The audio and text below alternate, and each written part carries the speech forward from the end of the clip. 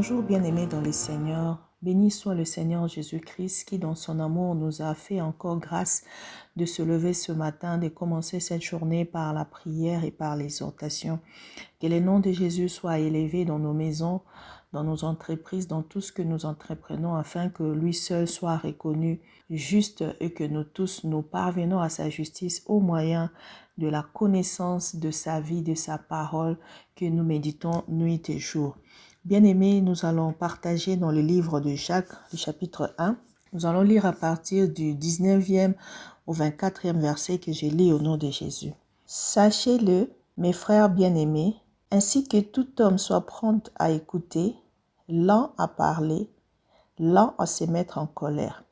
Car la colère de l'homme n'accomplit pas la justice de Dieu. C'est pourquoi, rejetant toute souillure et tout débordement de la méchanceté, recevez avec douceur la parole qui a été plantée en vous et qui peut sauver vos âmes. Mettez en pratique la parole et ne vous bornez pas à l'écouter en vous trompant vous-même par de faux raisonnements. Car si quelqu'un écoute la parole et ne les met pas en pratique, il est semblable à un homme qui a regardé dans un miroir son visage naturel et qui, après être regardé, s'en va et oublie aussitôt comment il était.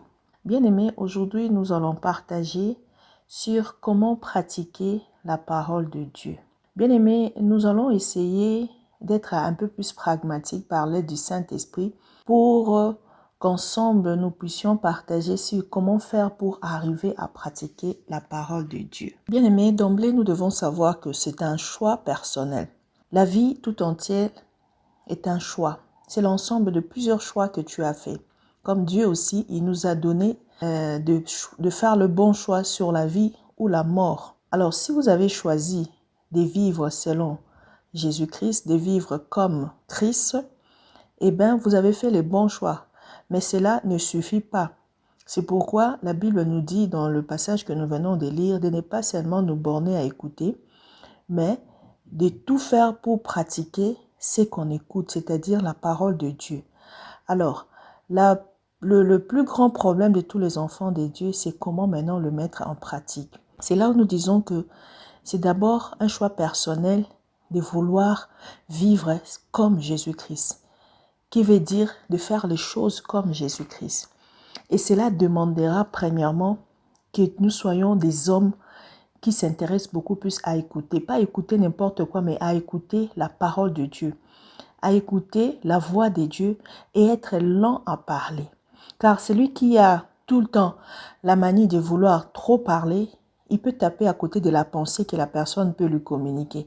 C'est pourquoi nous devons apprendre à beaucoup plus écouter, à moins parler et à faire tout pour ne pas trop se mettre en colère, surtout lorsqu'on ne comprend pas quelque chose. Donc, ne soyons pas des gens qui sont tout le temps à la défense, mais apprenons à calmer nos colères pour que nous puissions pas nous déborder dans la méchanceté.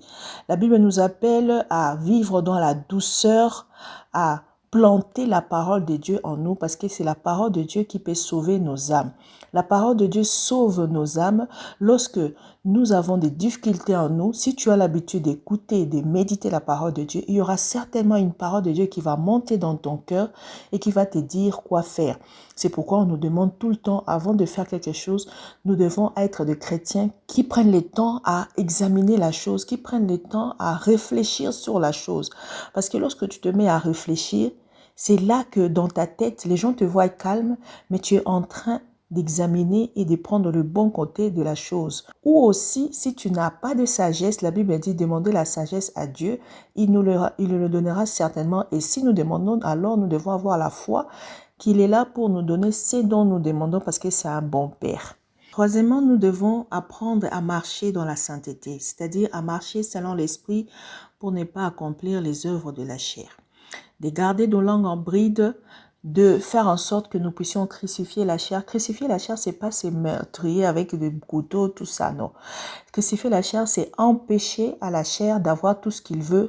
Parce que quand tu écoutes la parole de Dieu, tu sais ce qui est bien et ce qui est mal. Au fait, la loi nous a été donnée pour que nous ayons la connaissance du bien et du mal. Avec la loi, Nous avons connu ça, c'est le péché, ça c'est bien.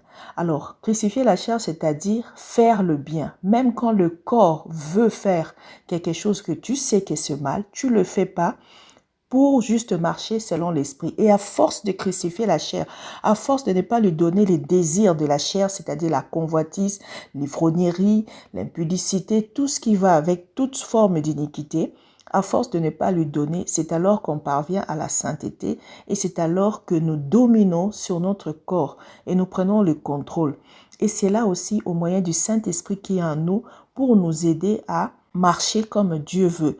C'est pourquoi la Bible nous dit dans Jacques 1, le chapitre 12, « Heureux l'homme qui supporte patiemment la tentation, car après avoir été éprouvé, il recevra la couronne de vie que le Seigneur a promis à ceux qui l'aiment. » Bien-aimés, ici, lorsque nous sommes en train de supporter la tentation, c'est-à-dire le corps veut avoir quelque chose, mais toi, tu sais que c'est mauvais, tu ne lui donnes pas. À chaque fois que tu résistes, et sachez-le que cette résistance ne vient pas de nous-mêmes. Jésus-Christ nous a donné ça à la croix. Jésus-Christ à la croix nous a donné la force de résister. Donc, quand on vous demande de résister, c'est parce que vous êtes capable de résister, même jusqu'au sang. Tous ceux qui sont morts, ils ont résisté jusqu'au sang. Nous aussi, nous sommes appelés à résister jusqu'au sang, à ne pas tomber pour être fixé sur l'objectif qui est la couronne de la vie. Jésus-Christ a dit, celui qui aura vaincu recevra la couronne de vie. Bien-aimé, pour avoir cette couronne, ce n'est pas quelque chose de facile. C'est parce que tu as résisté. C'est parce que tu as fui les péchés. C'est parce que tu t'es détourné des voies qui sont mauvaises. Tu as coupé des liens avec des personnes qui ne sont pas dignes. C'est pourquoi c'est un travail personnel. Il n'y aura pas des gens qui viendront t'imposer la main pour que tu quittes ton ami ou bien pour que tu quittes ce travail qui est mauvais ou bien pour que tu quittes le mari d'autrui ou bien que tu quittes l'impudicité. Il n'y aura pas d'imposition de main. C'est ton travail à faire. C'est toi qui dois résister afin que tu puisses vaincre. Et sachez aussi que nous devons avoir la pensée de la victoire dans la tentation parce que nous ne serons pas tentés au-delà de nos efforts. Raison pour laquelle à chaque fois que tu es face au péché et que tu tombes, ce n'est pas Dieu qui te tente. C'est toujours la convoitise de ta chair qui monte et qui fait en sorte que tu tombes. C'est pourquoi la Bible dit, personne ne peut être tenté au-delà de ses efforts. Quand tu es tenté par ta propre convoitise. Et lorsque la convoitise a enfanté le péché en toi, c'est pourquoi tu consommes facilement le péché. Si tu n'as pas la convoitise de la chose, quand tu es tenté, ça passe.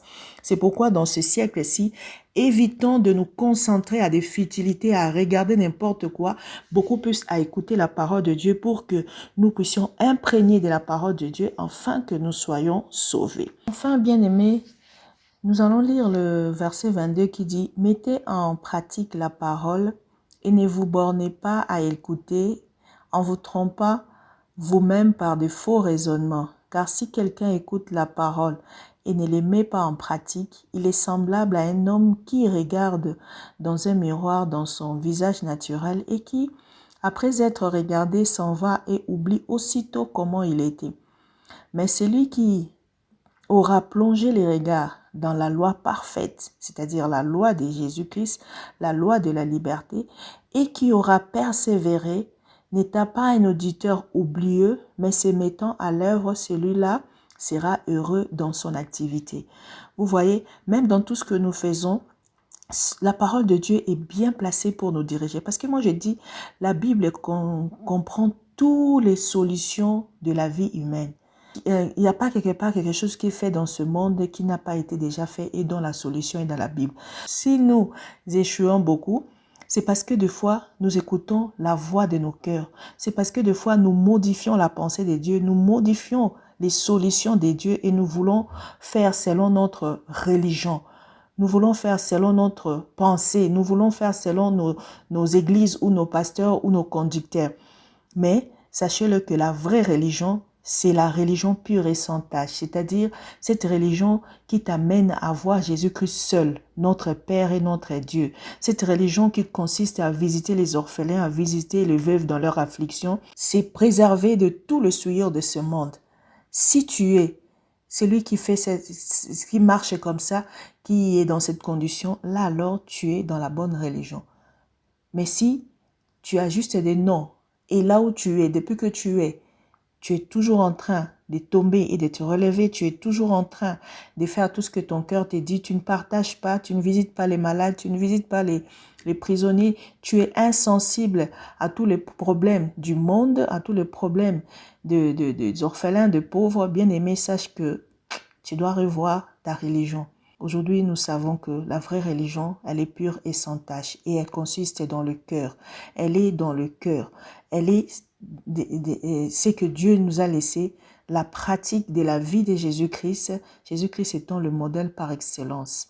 Bien-aimé, si tu as écouté la parole de Dieu, nous allons prier, nous allons demander à Dieu de nous aider afin que nous puissions être non pas seulement des gens qui écoutent sa parole, mais nous voulons aussi le mettre en pratique. Prions au nom de Jésus. Seigneur Dieu de gloire, béni soit ton nom, béni soit ton amour, béni soit ta fidélité, béni soit ta présence dans nos vies, dans nos maisons, dans tout ce que nous faisons comme activité. Seigneur, tu es notre victoire. Tu es, Seigneur, oh Dieu, la porte. Cette porte qui est ouverte pour tous. Cette porte qui ne rejette personne. Tu veux que les gens viennent à toi, mais les gens choisissent des portes larges, pleines de convoitises, pleines de choses, Seigneur, infâmes, Seigneur, oh Dieu. Ton amour pour nous est tellement grand que tu es mort à la croix pour le salut de nous tous.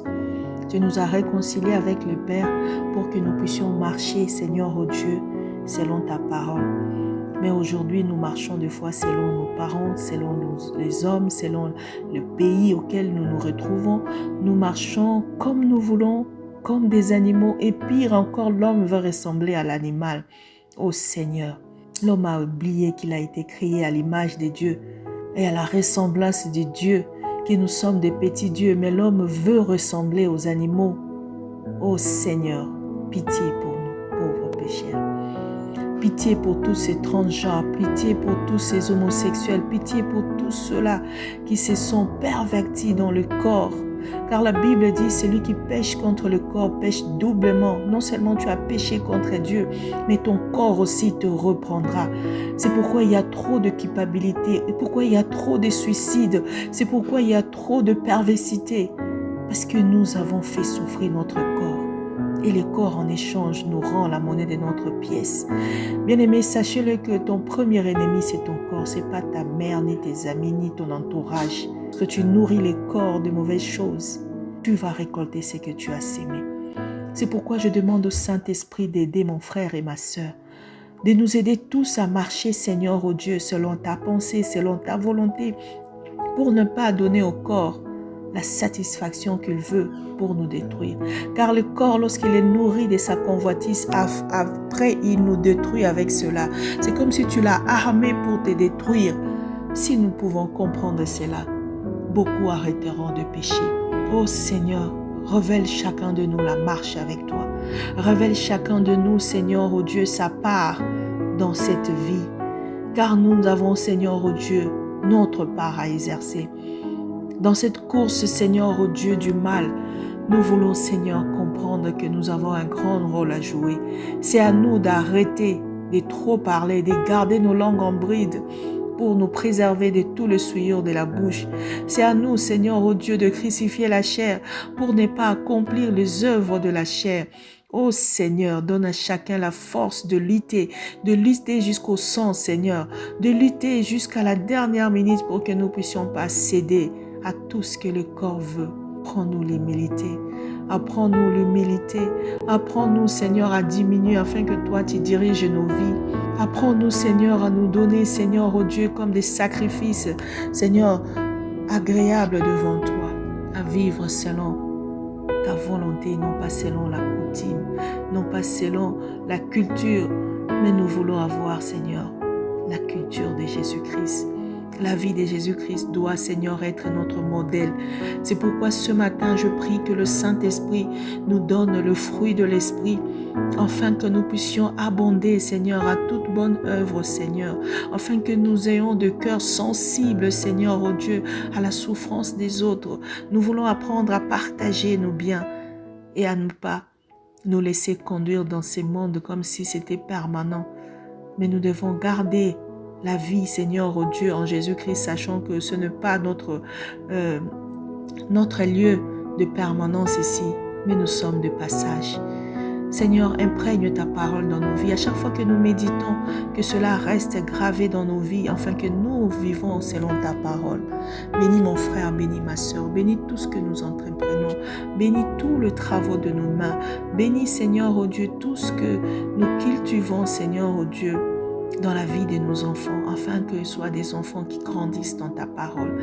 Je bénis toute l'assemblée de saints, je bénis tout le corps de Christ, je bénis, Seigneur, oh Dieu, tous ceux qui en ces moments cherchent une bénédiction de ta part, que la journée soit pleine de surprises et que la gloire de Jésus-Christ se manifeste. Toi qui es notre lampe de la main droite, touche partout avant que nous puissions toucher, afin que tous les fléaux de virus de ce temps ne puissent pas nous toucher. Que le nom de Jésus-Christ soit reconnu pour de siècles dans nos vies et qu'au jour de notre mort, nous soyons ramenés au Père au nom de Jésus-Christ. Amen.